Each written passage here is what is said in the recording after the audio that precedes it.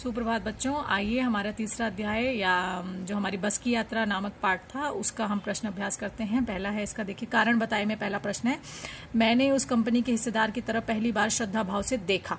ठीक है, लेखक के मन में हिस्सेदार साहब के लिए श्रद्धा क्यों जग गई, इसका कारण बताना है।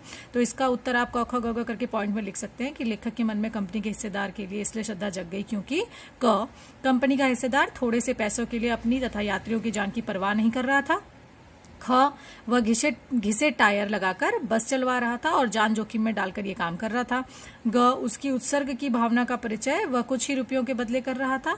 घ उनके साहस और बलिदान की भावना को देखते हुए उन्हें किसी क्रांतिकारी आंदोलन का नेता होना चाहिए था। इस तरीके के पॉइंट जो मैंने आपको सारांश बताते इसमें बताए थे वो आप लिख सकते हैं। ठीक है, दूसरा है, देखिए लोगों ने सलाह दी कि समझदार आदमी इस शाम वाली बस में सफर नहीं करते। लोगों ने यह सलाह क्यों दी, इसका कारण अगर बताएं तो लोगों ने लेखक को यह सलाह इसलिए दी क्योंकि वे बस की दयनीय दशा से भलीभांति परिचित थे। उन्हें यह भी पता था कि यह बस कहाँ खराब हो जाए कुछ नहीं कहा जा सकता। यह बिल्कुल वृद्ध अवस्था में थी, इसके खराब होने पर बनने की संभावना भी कम है। यात्रा के बीच कहाँ रुककर सारी रात बितानी पड़े इसके बारे में कुछ भी नहीं कहा जा सकता था, इसलिए लोगों ने ऐसी सलाह उसे दी। ठीक है, अब इसका तीसरा देखते हैं। तीसरा क्या प्रश्न है, ऐसा जैसे सारी बस ही इंजन है और हम इंजन के भीतर बैठे हैं। लेखक को ऐसा क्यों लगा? अगर हम इसके बारे में जानें तो लेखक ने ऐसा इसलिए कहा क्योंकि स्टार्ट होने पर बस के इंजन में ही कंपन होना चाहिए था, पर यहाँ तो सारी बस ही बुरी तरह से खड़खड़ करती हुई हिल रही थी।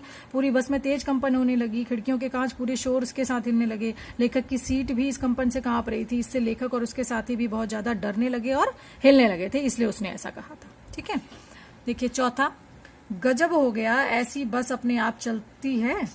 लेखक को यह सुनकर हैरानी क्यों हुई?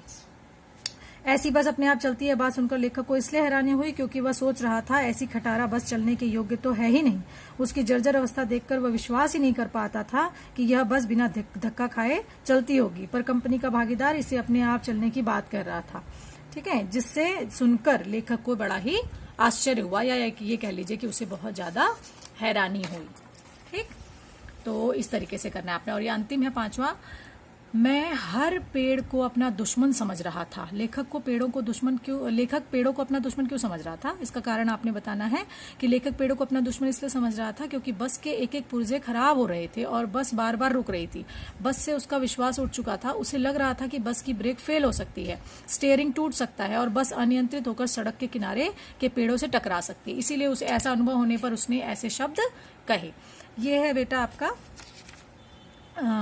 आपके प्रश्न अभ्यास का जो ये कारण बताए वाले प्रश्न हैं। ठीक है, इसके आगे अगर हम आपको ये सारे प्रश्न उत्तर आप अपनी नोटबुक में कर लीजिएगा।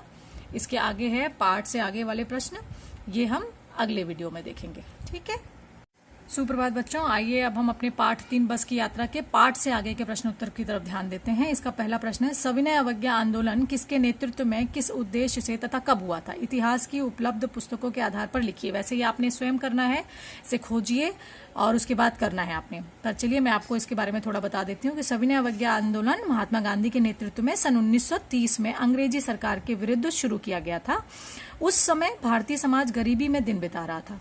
लोगों को मुश्किल में 2 वक्त की रोटी नसीब हो रही थी। वे मुश्किल से नमक रोटी खाकर गुजारा कर रहे थे। अंग्रेजों ने नमक पर भी टैक्स लगा दिया, आप लोगों ने सुना भी होगा।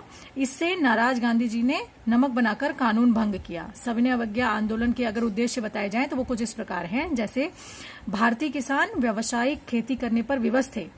व्यापार में मंदी और गिरती कीमतों के कारण वे बहुत परेशान थे। उनकी आय कम होती जा रही थी और वे लगान का भुगतान भी नहीं कर पा रहे थे। ब्रिटिश सरकार के शोषण के विरुद्ध इसे हथियार बनाया गया।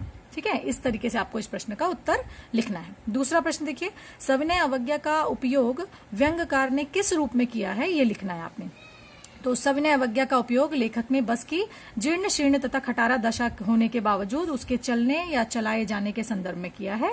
यह आंदोलन 1930 में अंग्रेजी सरकार की आज्ञा न मानने के लिए किया गया था।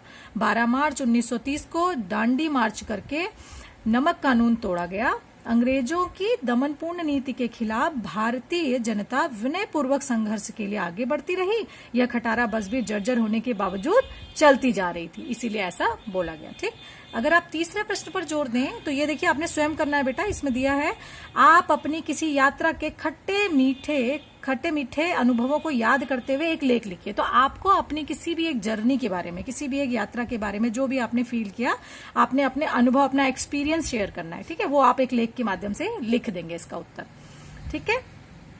आ गया होगा आप लोगों को समझ में। अब इसके नीचे देखिए, मन बहलाना एक लिखा हुआ है। ये क्वेश्चन है, अनुमान कीजिए यदि बस जीवित प्राणी होती, बोल सकती, तो वह अपनी बुरी हालत और भारी बोझ के कष्ट को किन शब्दों में व्यक्त करती। लिखिए। व्यंग्यात्मक भाषा का प्रयोग करते हुए इसे आप स्वयं भी लिख सकते हैं। चलिए मैं एक बार आपकी मदद कर देती हूँ। इसका उत्तर अगर आप लिखेंगे कुछ इस तरह लिखिएगा कि बस यदि जीवित प्राणी होती तो अपनी बुरी हालत और भारी बोझ के कष्ट को कुछ इस प्रकार से कहती कि मैं एक पुरानी तथा जीर्ण शीर्ण बस हूँ। आज से करीब 30 साल पहले मैं नई नवेली, जवान तथा सुंदर थी। मेरा ड्राइवर मुझे फूल मालाओं से सजाता, मेरी सीट पर बैठने से पहले वह मेरे पैर छूता, जरा भी गंदगी अंदर बाहर दिख जाने पर कंडक्टर को डांटता।